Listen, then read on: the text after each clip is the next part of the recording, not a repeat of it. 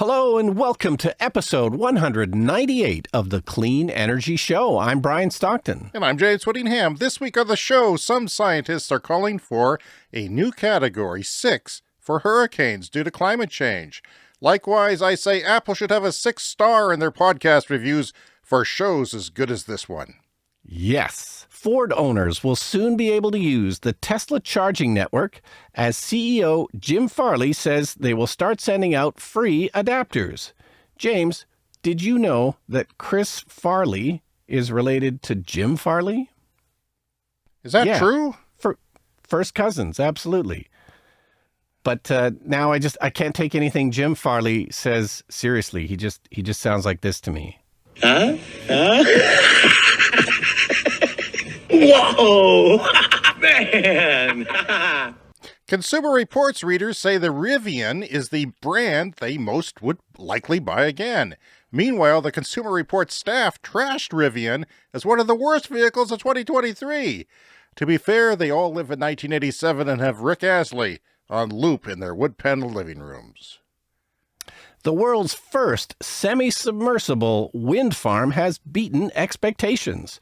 If this wind farm is semi-submersible, maybe we can replace nuclear submarines with wind-powered submarines. This is a genius idea. Huh? Whoa! Man! All that and more on this exciting edition of the Clean Energy Show. And also this week's show, Brian flees California in the nick of time. An island in the Philippines switching from diesel to tidal power. Battery maker CATL is building their own wind farm. And Paris passed its SUV tax credit previously mentioned on the show. Not tax credit, tax. The cost of parking for an SUV in Paris will greatly go up as long as that SUV is not owned by someone who actually lives in Paris, because they don't have to worry about that for some reason. Okay, whatever. But so I am back from my wonderful vacation. Couple quick things about Palm Springs. We went up the aerial tramway there. They have an incredibly high mountain peak right by the town, 8,500 feet above sea level. And they have this amazing rotating tramway to go up the mountain. That was a lot of fun. And there were people on the tram with sleds to go sledding. You know, you're down in Palm Springs and it's, 25 degrees Celsius, and then you can take this tram up to the mountains and go sledding. It was crazy. Did you do that? No, I didn't do that. We have enough sledding opportunities around here. I didn't need to. So it's bad for your back. I know and that it's for bad a fact. for my There's nothing back, worse for your back. If your spine is not spongy, it's a terrible thing. Brian, I've been watching these eagles in Big Bear Valley in California, which is in I don't know. They don't say exactly where it is, but it's near a ski resort in northern California. And then they're surrounded by population, but I've been watching them for 2 years now because their eggs didn't work out last year. They laid 2 and it didn't work out. And then, throughout the year you can tune in, but it becomes an eagle watch after a while. And just to be clear, this is some kind of a webcam. This is a webcam that, naturalists have put in the tree with battery and solar and a really good camera that is remote controlled so you can zoom in on things. And they have a secondary channel, and this is constantly live for years on YouTube, on a constant stream. And then there's a chat and they answer questions. And schools watch them, like elementary schools will tune in, and it's actually quite amazing. But the weather has been terrible, and I'm going to click on their live feed now and just have a quick listen to what the weather is like up in the tree. I will describe it to you. The tree is a donut of snow. The branches have about 6 inches that haven't fallen off. The eagle has stuck its head around into its wings at the back. It sort of rotated its head around. Its fur around its head is all wet. It's not happy. Possibly hasn't eaten in a while. And it's bad. It was like being there, James. It was. I mean, it's amazing. You can see the lake in the background, and you can, it's the highest eagle's nest known in altitude. So they're actually quite high. They're over 6,000 feet high. And they laid 3 eggs for the first time. They have names. The eagles, the kids from previous hatches have occasionally show up, and there's highlight videos. Yeah, so this is part of, I guess, the weather situation in California that they're It's getting. horrible there. Yeah. And it wasn't raining on them, it was snowing on the poor things, like, I don't know how nature works. Like, survival of the fittest, I guess.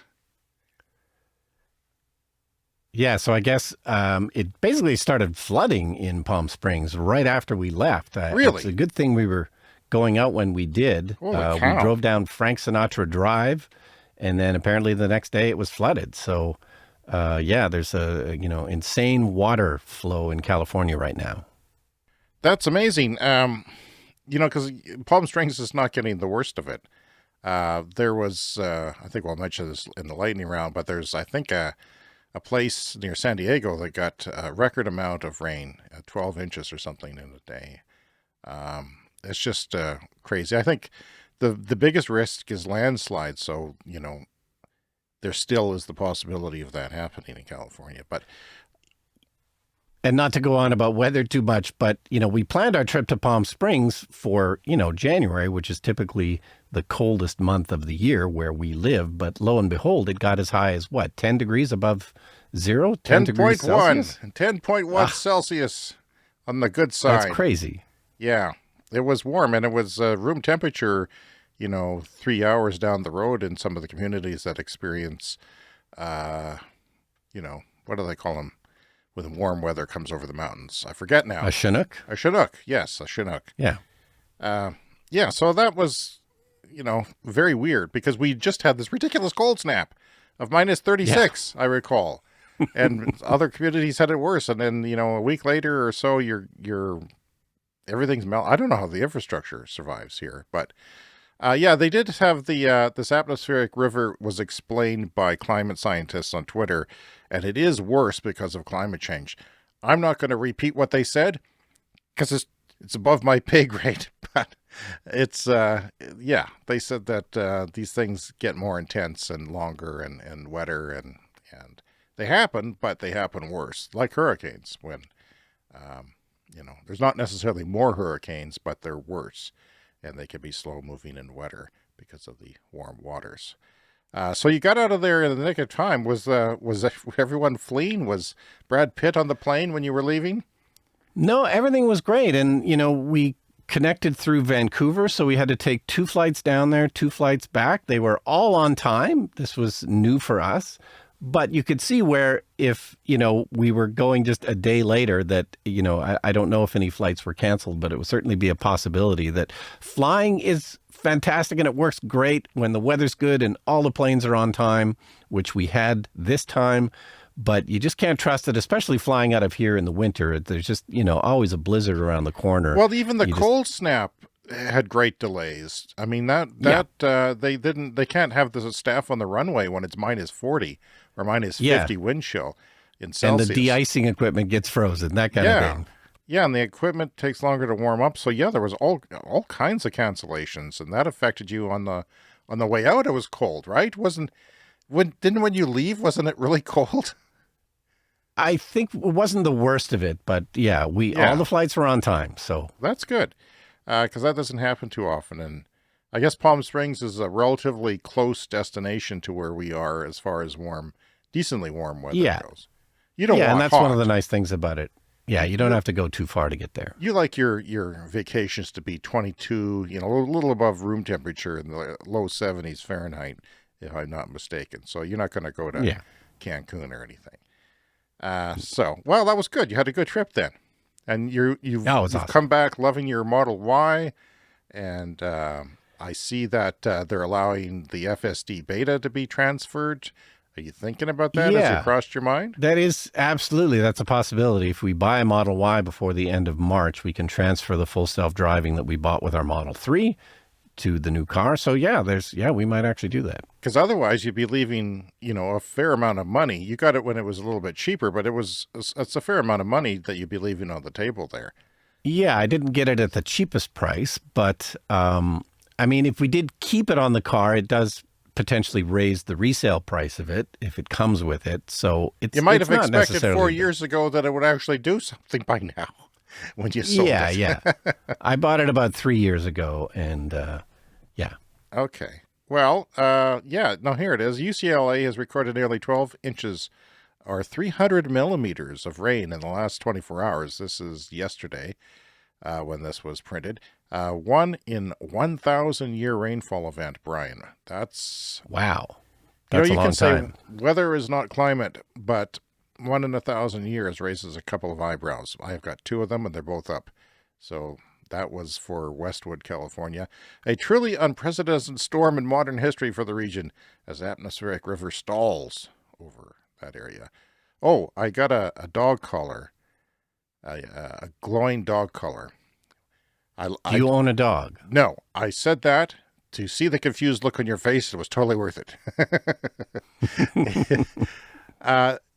Long before I even considered buying a Chevy Bolt, people were buying these dog collars on eBay for $10 American, these glowing dog collars, and they would put them in their charging port because they would fit perfectly around the charging port. And then you go and you push the button. You open the charging port and you push the button. The dog collar glows green, and it looks Okay. identical to what they charge $1,500 Canadian for, which is So this hilarious. is an optional extra you can buy. Yeah, they're sticking it to the man by this $10 thing that gives you the $1,500 effect without automatically turning on and off. But I bought that for my partner for her birthday, and I finally installed it because it got warm enough. And all you do is cut it to trim it, cut this solid tube, and you stick it in, and there it is. So Do you have to crazy glue it or something? no, it just fits in there.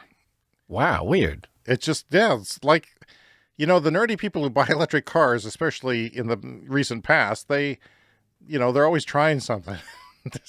Yeah. And I will say most of them are the United States who come up with these things. But yeah, I mean, then it spreads around and everybody does it. And so I saw people doing it and then said, oh, I got to do that. Because, you know, if you have Nice. because the Leaf has a light on the port, which is a good thing. I actually waited to get a 2013 used Leaf because of everyone said that feature was really important. Otherwise, you can't get the thing in. The way our car is aligned on the driveway near a street light, it's not much of a problem, but it could be. It could be. So, yeah, just one of those things. Plus, I bought a wrench. This is my wrench. I bought it on, Amazon. It's got a little ratchet built into the schmengi at the end. Yep. It's like this is a 10 millimeter wrench, and this is what electric car owners often use and buy and have because if you have a problem with an electric car, sometimes it's like the computer that needs to be rebooted. So what do you have to Sure. do? You have to disconnect the negative on the battery, wait a few seconds, connect it back, and everything's fine. So every time Okay. somebody has a problem on the forums for EVs, the solution is always that. Disconnect the battery. So I don't anticipate having that problem. But if I do, I'm going to throw it in the glove compartment just to have reassurance. And probably it's a good idea to have one for my gas SUV if I take it camping, because one time it was too loose and it wouldn't start, and man, I was screwed. So I had to find a wrench. And I did have wrenches because when you camp, you have everything with you. And I did eventually find it and fix it. So, but I was scared. Thought the SUV was toast, and we had a camper in the middle of nowhere, and that's no fun. Bloomberg had a piece about EV adoption slowing from 60+% 2 years ago to 31% or so last year, and expects it to be 21% growth this year, so it's going to continue going down.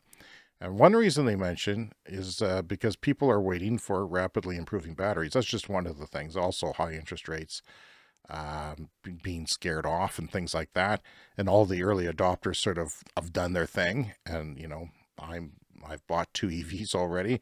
And also, you know, I think it goes without saying that the Tesla price cuts sort of screwed everything up. So, I mean, do you really want to buy something if something, you know, falls $5,000 or something? So you're kind of waiting for things to play out. And also that just kind of messed up the market. It messed up the used market too. But also, you know, they did mention the NACS adapter, the Tesla charging center that is coming to virtually all EVs. I mean, if I was in the market for an EV, I think I would wait now. Because why would I want to absolutely. buy a Chevy Bolt with the CCS if I can buy a Chevy Bolt with the Tesla connector and then have access to the Tesla charging network. So Yeah, no, I think about that all the time. I mean, like a Hyundai Ioniq 5 would be a great car, but it'll be an even better car like a year from now when it's got the Tesla connector for here so in North you're America. considering a Hyundai and not a Tesla. This Well, is news. I'm always considering buying cars, so. Sure. You're considering things. I mean, you're a considerer. That's what happens. Let's get on with the show.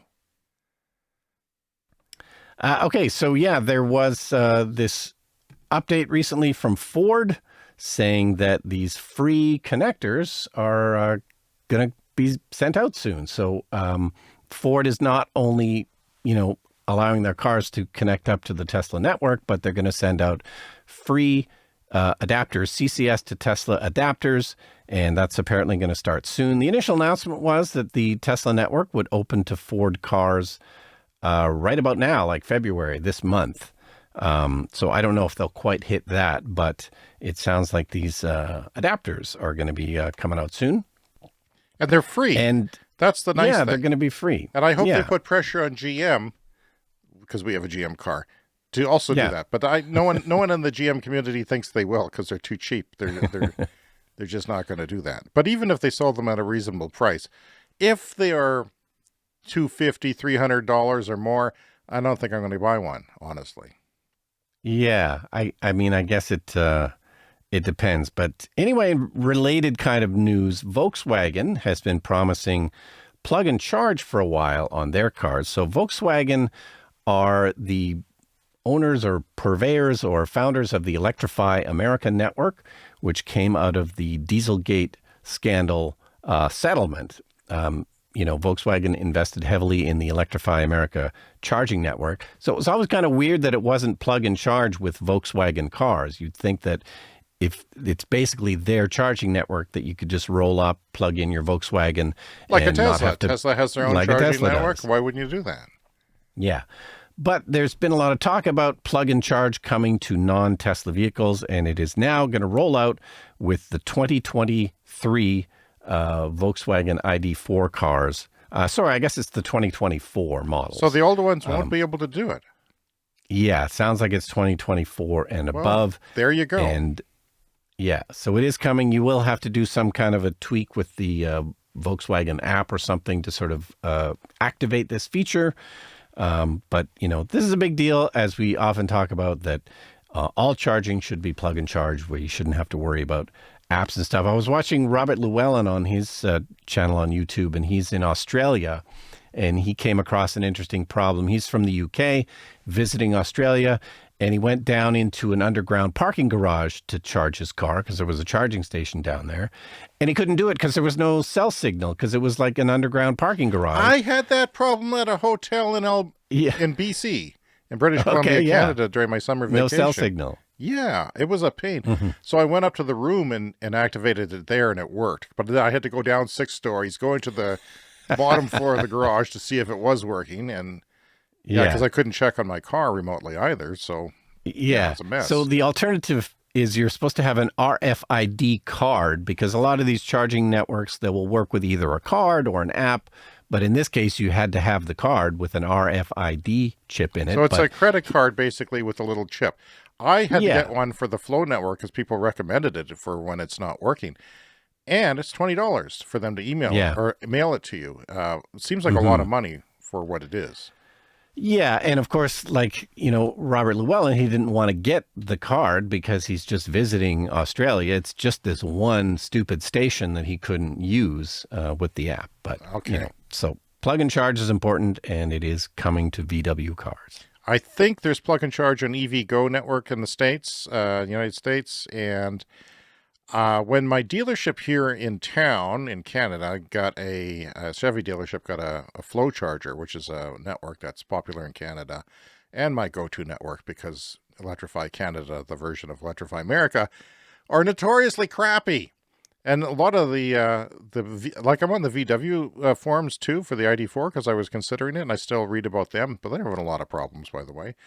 They're not happy because they say, what's the point? Because they won't work anyway. Well, and then some people speculate, well, maybe they will work because a lot of the problems is the credit card reading and things like that, or the app Yeah. reading. So maybe if it just works that way, that'll be better. That's frustrating. So yeah, Well, the U.S. Is spending some money to try and improve all of these various charging networks, so hopefully that works. when my dealership opened up a flow charger, high speed, I think it's 100 kilowatts. I'm not sure. Might even be more.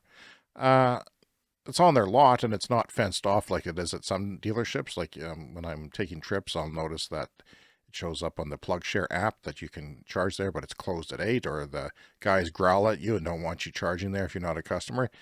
That's the incumbent automotive industry doing their thing.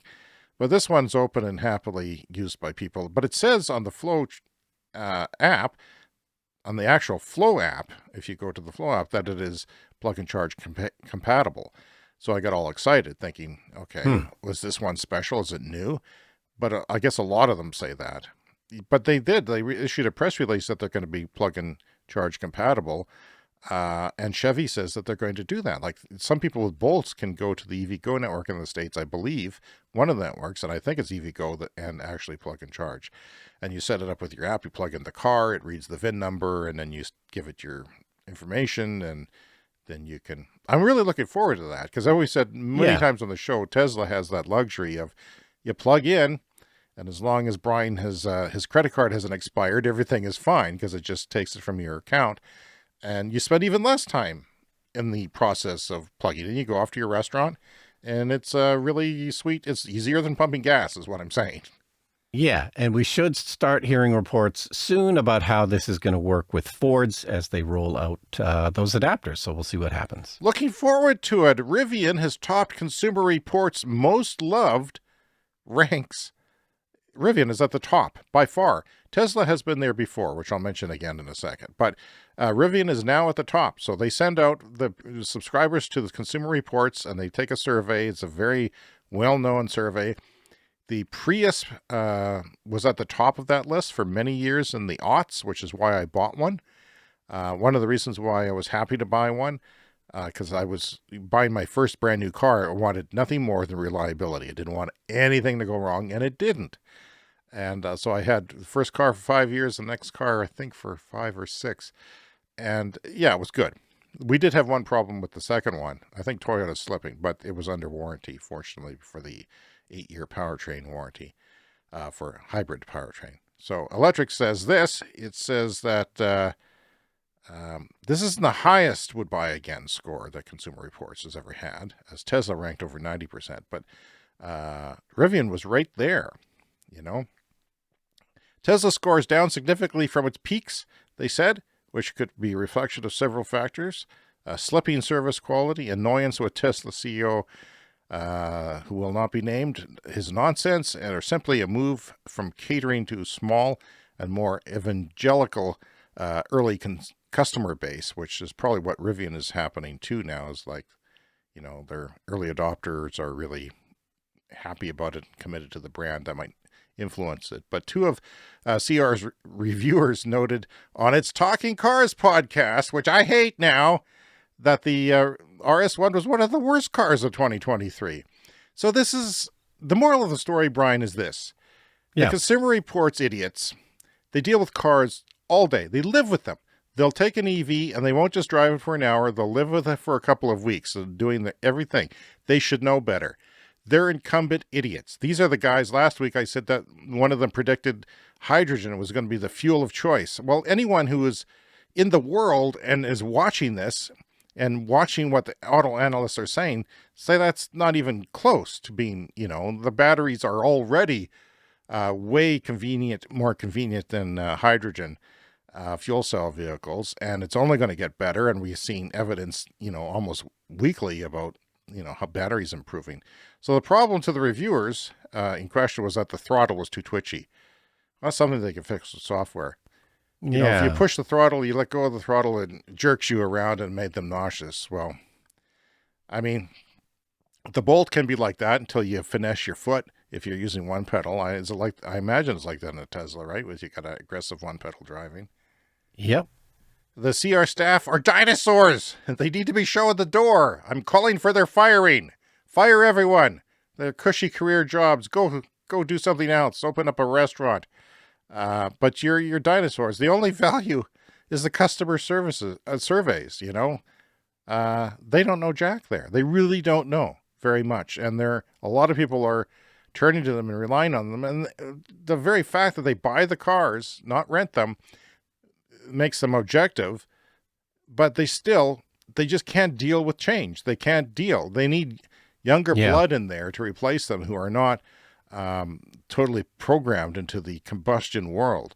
So, yeah, Rivian. Yeah, that's strange. Rivian is definitely one of the cars that I'm considering. It seems good to me. I've never driven one, so I guess I can't say for sure. But I just wanted to add, too, that Rivian's going to be sending out a free Tesla adapter as well, and they will eventually, in a year or two, convert their cars to have the Tesla adapter as well. That's nice. But, I don't think you can buy a Rivian here because they don't have a service here. They won't sell you one, will they? Does anyone here I don't know. Rivian? I don't think they'll sell it to you. You'd have to buy it in Vancouver or something and then hope it doesn't break. No, they're certainly not widespread here, but that could be an issue. Yeah, service. I think Quebec and BC and maybe not even all the U.S. states, for all I know. I'll have to look into that. So Tesla had fallen to number 5. BMW, Mini, and Porsche were above them. And down at the bottom, Toyota was down at the bottom. Chevrolet was second to them. I'm not surprised by that. Chevrolet has a reputation that still goes on to this day. Some of the things in the Bolt are, things that fell off the day 2. So, but overall, it's good. But there's been a couple of cheap things in there. Toyota is down at the bottom. They're not used to being at the bottom. So they're slipping in all kinds of ways, Brian. They're even the Rams above them, the Genesis is above them. Honda's above them a couple of places, but that's where we're at. Hey, it's the tweet of the week. This is from acquaintance of the show, Tony Seba. I say that because he's retweeted stuff of ours. So that makes him an acquaintance of the show. Not a friend of the show. Yet. Yeah. Soon, maybe. Toyota says EVs will never pass 30% globally. This is a quote that he tweeted from The Driven in Australia. Toyota says EVs will never pass 30% globally. Seba says plug-ins are already at 40% in China. Well, Seba doesn't have to say that. You can look that up anywhere. So Tony responds, Toyota, like many incumbents, can't even forecast the present. And this, that's basically what's happening. They're so, all this incumbent talk that he talked about for the last 12 years, you can see it in real time now. It's incredible to watch these people not face the wave of change that is so obvious. I mean, it's so obvious that they're wrong about China, which is right next door, and they're very concerned about that market because it's so huge. Yeah, so I don't normally watch television, so I don't normally see television commercials, but in the hotel room saw a Toyota commercial, and it was going on and on about their electrified vehicles. And welcome to the annoyance of Toyota commercials. It's yeah.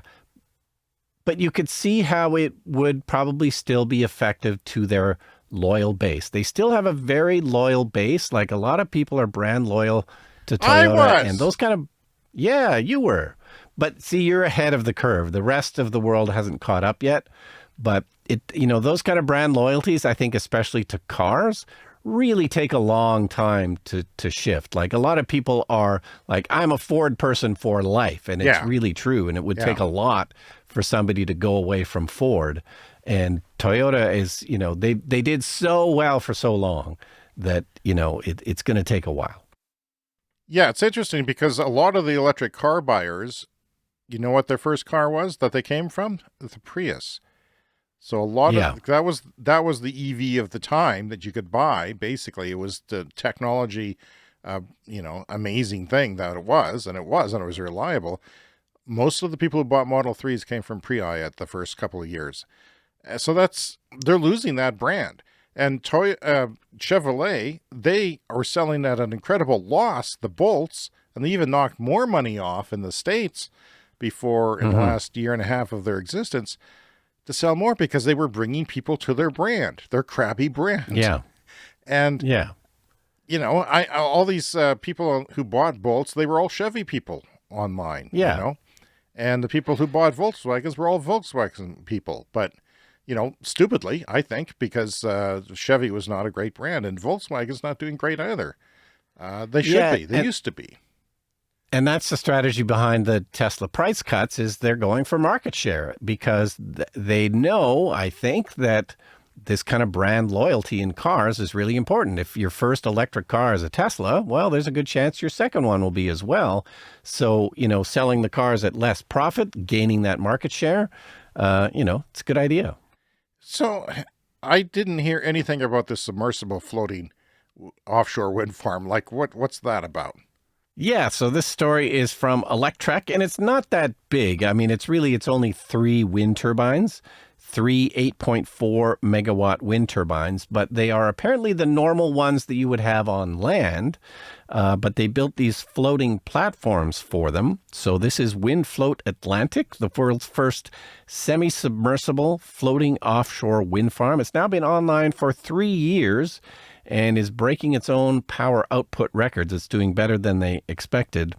So this was experimental of sorts, just to test it? Somewhat experimental, yes, because floating wind farms on the ocean are not a particularly big thing at this point, but it's been going for 3 years, working great, did 80 gigawatt hours in 2023, which is more than they did the previous year, and just enough power for about 25,000 households. So this is not huge, but it's 20 kilometers off the coast of Portugal, and they're on a sort of a 3-pinned platform with the turbine on one of them, and then the other 2 it's in a triangle formation, and these are all anchored to the seabed with chains, and they are floating, and it sounds like they can sort of adjust the pitch and the yaw somehow with these things, but it's in a powerful jet stream, so they're just getting really good wind from this thing. It's and they're existing wind turbines, but just in a floating formation.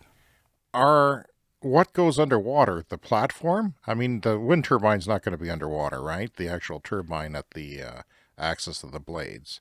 It's maybe the stem of it sometimes. Yeah, there's a a floating part beneath it, which I say like it's anchored to the ocean floor. Right. Well, this is a relatively new technology, floating wind farms, but Japan is a prime candidate to have that because the shelf, in the northern Europe, there's a big shallow shelf that you can drill into, and that's a good thing. But the west coast of the United States doesn't have that, and Japan doesn't have that because it goes off really deeply quickly. So floating might be something that they're looking into, according to stories we've had on the show before. So, yeah, okay. This is from CBC and USA Today and many other sources because scientists have put out a study, and they are calling for a new Category 6 for hurricanes because they say they already exist. The Category 6 hurricanes, mostly in the Pacific, I might add, but the ingredients are there for, say the Gulf Coast as well. With storms growing more powerful due to climate change, researchers say we're underestimating the risk, and the current maximum on the Saffir-Simpson hurricane wind scale is 5, which is open-ended to any storm with wind speeds greater than 252 kilometers per hour. A new peer-reviewed study published Monday in Environmental Scientists examined storm data between 1980 and 2021 and found 5 storms that would have been classified as Category 6, all of them occurring in the final 9 years of the study. And our intent, quote, is to draw attention to the fact that climate change is expected to make the strongest storms more intense, said a climate scientist at Lawrence Berkeley National Laboratory. So there you have it. Category 5 is 252 to 309 km per hour. And Category 6 would be anything over 309. So far, one of the worst storms that would qualify as a Category 6 was Typhoon Haiyan in the Philippines in 2013. It killed 6,000 people, although the true toll is believed to be much, much higher. It made landfall at wind speeds of 314 kilometers an hour. I can't even imagine Like 114 is Yeah, destructive. crazy. While most storms that would fit this category were in the Pacific, they also think that it's due to happen in the Atlantic because the ingredients are there. So, Tsusaidi Manar, a weather presenter with the Japanese broadcaster NHK, to him, the current scale is sufficient because the hypothetical Category 6 wind speeds mean basically the same level of risk. You know, you're not going to say, well, it's only a 5, I can go to Yeah. the store. You're going to get killed. Either Yeah. way is what his point is. Kind of same amount of destruction. Well, it's like having an amplifier that goes to 11. I mean, you got to have that. Okay, battery maker CATL. They are the largest battery maker in the world, and they're going to build their own offshore wind farm. This is $1.83 billion, and it's going to be off the shore near their headquarters in China. And yeah, this is huge, along with some battery storage projects, which makes sense because CATL is a battery maker. But it will make, once it's finally built, this is going to take a while. It's a very large project. It should make their operations much more carbon neutral. Really, any large company with manufacturing, we've seen, companies like Apple do this. Why not build your own solar or wind farms? If you're a large company, you can afford it, and it pays off in the long run. As we know that these things, clean energy projects, are expensive up front, but cheaper in the long run. So I think big companies that take this seriously and build their own power sources are doing a smart thing. BYD, the Chinese automotive company, which sold Tesla in the fourth quarter with EVs last year, it's building its own ships. And I saw that they're building, all kinds of them. There's, I think, 6 more or something this year that's going to roll off the ship assembly line. A ship's a big deal. That's a big thing to buy to take under, your own responsibility. Anyway, I don't see why more companies don't do that. Like I know Google and Microsoft that they, put up big, renewable projects and, offsets. Sometimes they're nowhere near where their data farms are and things like that. But companies, Amazon does it. I think even in Alberta next door to us, they have some solar farms there that just offsets what they're doing. Parisians, that is the citizens of Paris, vote in favor of tripling parking costs for SUVs. The referendum comes as the city aims to reduce emissions by targeting wealthy drivers and large polluting cars. This is from The Guardian, and we've mentioned this before in the show because this has been in the works for a long time, but now it's actually passed. They have voted because the people have voted. This wasn't passed by a council or a parliament or anything like that. It was voted on in a referendum, and they have voted, to triple parking costs for sports utility vehicles as the city aims to tackle air pollution and climate breakdown by targeting the rich drivers and heavy, large polluting cars in a referendum on Sunday, which was closely watched by other capital cities, including London. 54.6% voted in favor of the special parking fees for SUVs. Although, there wasn't a great turnout, but that's a small number of people. But if you wanted to have your say, you could have. The new parking tariffs could come into force at the start of September, and the cost would rise to €18 an hour in the center of Paris. The prices will apply to vehicles weighing more than 1.6 tons with a combustion engine or hybrid vehicles, but you have to weigh more than 2 tons for electric vehicles. And this, like I said, will not apply to Paris residents for some reason. Yeah, and of course we think of Europe as generally having smaller cars than us here in North America, and I think this is still generally true, but I think, the size creep is happening in Europe as well, in the UK, that there are a lot of large SUV, Land Rover type vehicles that are the trend is spreading, but, if you put a proper price on it, then maybe it's not so bad. All right, an island in the Philippines is switching from diesel power to tidal energy. And again, like the other story of the floating wind farm, this is not a huge project, but I love these kind of stories about basically small remote communities getting off diesel, because it's something we don't think about very much, but it's very common. If you're a small island community or in the far north or something, there just isn't a power grid that you can easily connect to. So a lot of these smaller remote communities run off diesel power like 24/7, which is a terrible, terrible polluting source. Just like the northern communities in Canada, which have to have that fuel shipped in, which is they literally would have it shipped in at one of these islands. So yeah, this is Southeast Asia's first tidal energy plant, and it's going to power an island that is off the grid. And it's the Hydrowing tidal stream turbines. So these are basically, it kind of looks like a wind turbine with an apparatus around it and a couple of propellers.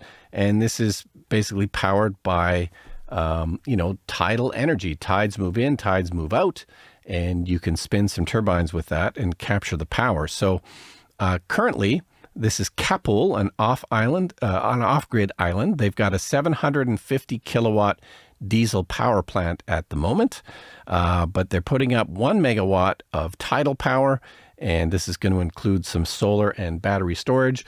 And just like, we were talking about, Japan is perfect for floating offshore wind. Every place is different, right? And, for whatever reason, in this particular place, tidal energy is the way to go. And like a lot of clean energy projects, add some batteries, add some solar. Usually a mixture of these things is, one of the most efficient ways to do it. So it's basically a cage with weights on it that sits at the bottom of the ocean floor and has these propellers, which are turbine blades. And the way tidal energy works is that the tide comes in and it kind of stops for a minute or two or 10 minutes and then goes back out again. There's sort of this time, like if you're jumping on a trampoline, where you're sort of not going up or down. Well, it's kind of like the tide. So maybe with a few batteries, they can fill in that brief moment where the tide is not going in one direction or another. However, I know that tidal power has been around for a long time. Why tidal power? Because there's still really hasn't been a lot of deployment of it in the world. Therefore, the costs are still high. Why wouldn't you, like Hawaii, get a bunch of solar and batteries or something like that? I'm just wondering why this. I mean, it's neat that they're doing it, and it's good that because it's a base load and it's convenient like that. But I'm a little surprised. We're going to need all kinds of solutions, and hopefully this is one of them. All right. Brian, I'm going to dip into the mailbag, if you would. This is from Edward Hamrick. No, this is on Twitter. Oh, okay. Yeah, this is a Twitter comment that I was going to throw out because we were talking about precision fermentation for dairy. Yeah. And one guy with a small following, very, very small in the teens, which makes them just above bot level. The people selling this kind of Franken-milk never mentioned that omega-6 to omega-3 ratio is extremely unhealthy. Cow's milk has a very healthy 1-to-1 ratio when grass-fed. From fats and oils and oilseeds are unhealthy, and they should be banned or have warning labels. And then another guy responded, yeah, that's why people who eat a lot of olive oil in the south of Europe die so early. Oh, wait, they don't. So they're making... Actually, ironically, they're making omega-6 supplements from precision fermentation. So if they could do that, I mean, if you could, the thing about this, and it's still early days. I think you can tweak what you want. If you want omega-6, if you want the ratio to be a certain way, you can tweak it that way. I don't know if they will. I don't know if the products on the market now are doing that, but you can tweak it in all kinds of ways, and there's no lactose. Yeah, so he's claiming that this is Franken-milk, and I don't know. Doesn't sound like he's right. No, and remember, the most of this right now, the first wave of this is going to be business to business. It's going to be the dairy proteins being sold from business to business, and that's going to disrupt 20% of dairy, which will be a big hit. Yeah, it's an ingredient. Milk proteins are an ingredient in many, many products, and that will be the first thing to switch. It's time for the lightning The round. Lightning Round is a fast-paced look at the latest headlines in climate, clean energy, and transportation. Bitcoin mining uses more electricity than EVs. Going to talk about more of that later. That's crazy. It's like 2% of the electricity grid in the United States is for Bitcoin mining, which is more than EV. And people say, oh no, the grid's going to collapse with EVs, but do they talk about crypto? Not very often. Yeah. Processing the vast amounts of soybeans needed to make the plant-based jet fuel and diesel required to lower U.S. emissions will also create mountains of co-product soy meal, widely used in animal feed. And the effect of this, the result, cheaper chickens, Brian. Okay, so this is going to make jet fuel eventually sustainable, I guess? Yeah, the refinery down Kind the of. block from me is going to do that, and they say, I don't know. I don't like that, but also we don't have a lot of alternatives for jet fuel at the moment, but that's what they're doing. And chickens will become cheaper. So the Costco chicken, already cheap. My wife is into Costco chickens lately, the rotisserie chicken. Okay, they yeah. sell them below cost. They do. There was news stories on it, and it's disrupted chicken. So I have often wondered about that because they tend to be extremely cheap, but I guess it pulls you into the store. I guess so. So they have that advantage, but they're a lot more succulent than the Safeway chickens we're used to having, which is closer to where we live. Elon Musk is telling his new conservative followers that a carbon tax is the solution to climate change. And Fred Lambert, editor of Electric, Tesla specialist, had to go to 50 comments deep in the thread to find a positive comment. The ironic thing is that he's pushing something that his right-wing followers, his newfound love, is not liking, and no surprise to anyone. People don't like taxes. Oh, we have some sad news. Sunak of Britain is UK Prime Minister? the Prime Minister. The Prime Minister of England, Rishi Sunak. Is it Richie? Rishi. Rishi Sunak is going to drop heat pump targets in a fresh retreat from net zero. Calciprese. The new system was set to launch in April and would force big boiler companies to ensure heat pumps account for 4% of their total boiler unit sales or be penalized, I think like $3,000 or something. So yeah, he's not doing well. Yeah, the people installing gas boilers were complaining that they couldn't get enough heat pumps, that this is all moving too quickly, and that's probably not true, but He's here we are. Boris Johnson, the Al Gore of Yeah, that progressive guy, Boris Johnson. I don't know. I'm kind of amazed at what a contradiction that guy was, because he did very strong things for the climate, comparatively speaking. Not enough, but strong things. So what motivates climate denial? From a new survey of 4,000 U.S. adults, it is not that a person has a high climate impact habit and is denying climate to help keep this habit. Instead, it is group identity and social norms driving it. And that's from nature.com if you want to read more about that. Rivian's $40,000 R2 launch is happening March 7. Brian, what's the R2? Do you know? Yeah, this is their cheaper SUV. So Rivian makes a couple of models right now, and they're very, very expensive, a pickup truck and an SUV. Very expensive cars. So they, like Tesla, are trying to do the same thing, launch with expensive cars, and then go to a less expensive car that they can sell more of them. So yeah, they're saying $40,000 US. It's going to be the R2, and there's going to be a launch happening. It's always a tricky thing because you don't want to cannibalize sales of your very expensive cars, and it remains to be seen when this is actually going to come out. So I'm looking forward to that announcement. So that's a pretty fast deployment when you compare it to Tesla, from the time that they had their first mass-produced car to the time when the Model 3 came out. So that's kind of cool. So the UK slashed value-added tax, the VAT, to zero for folks installing battery storage in their homes from February 1st. That means the equivalent of about a 20% savings on batteries for your homes, which might make it more viable more of the time. Yeah, VAT tax applies to tons of things in the UK, but if you can cut the VAT tax for clean energy stuff and encourage that to go faster, that seems like a good move. Now, EVs are at 93.9% share in Norway. That's a record high. And the just battery electric vehicles, that's plug-ins, are at 94% essentially. But the EVs are at 92. So that's really high.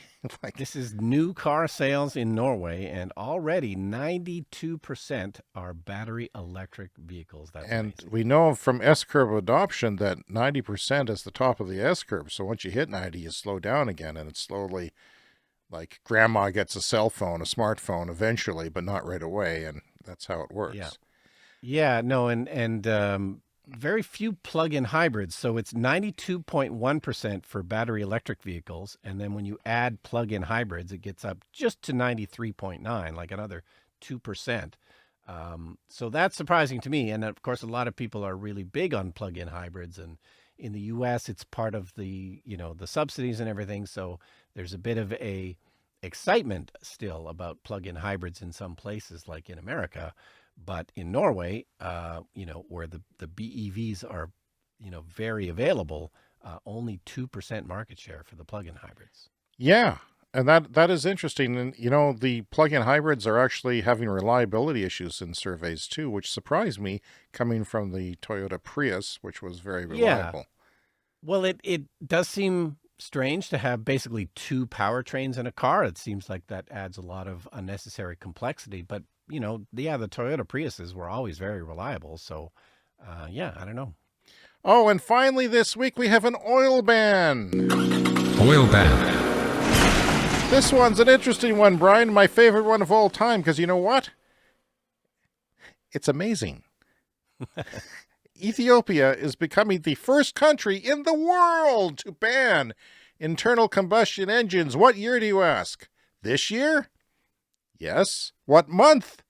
This month. What day? Yesterday. It's done. It's done, Brian. They've banned internal combustion engines. They've had it with oil. Ethiopia spent nearly $6 billion to import fossil fuels last year, with more than half of that spending going to fuel vehicles. In response, Ethiopia's transport and logistics ministries have announced that automobiles cannot enter Ethiopia unless they are electric. I wonder if you cannot drive across the border. I don't know the answer to that question. Efforts to establish charging stations for electric cars remain a high priority. They're not all there, obviously, and they'll have to come up quickly. And they offer the nation's inability to access favorable foreign exchange resources. That's contributed to the inability to afford to continue to import that gas and diesel. And they have only 7,200 electric vehicles, which is more than we do locally here. But that's amazing. They've said enough, and this is the solution. It's happening now. And when you have to import all of your fuel, this makes a lot of sense, because that is an unnecessary burden to have to import all that fuel. And Ethiopia has been working on clean energy projects. And so, energy security and clean energy often go together. So that is an amazing story to end the show this week. If you want to contact us, cleanenergyshow@gmail.com, and around social media on Clean Energy Pod. And don't forget to check out our YouTube channel for special features and TikTok. In fact, some people would say we're TikTokers, Brian. We've had viral videos.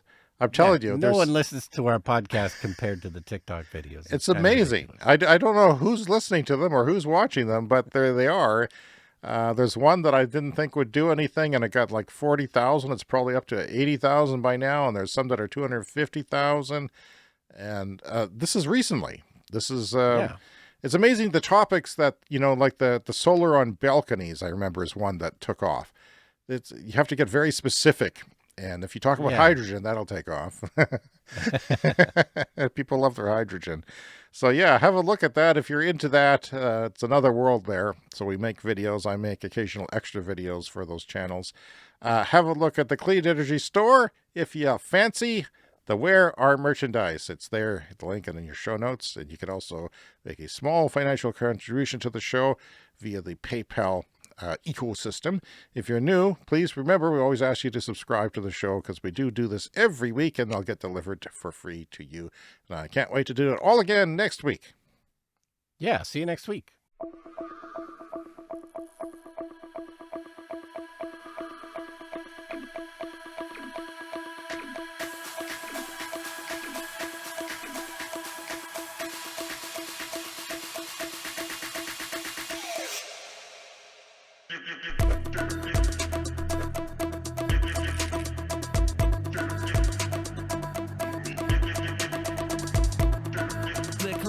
Energy Show.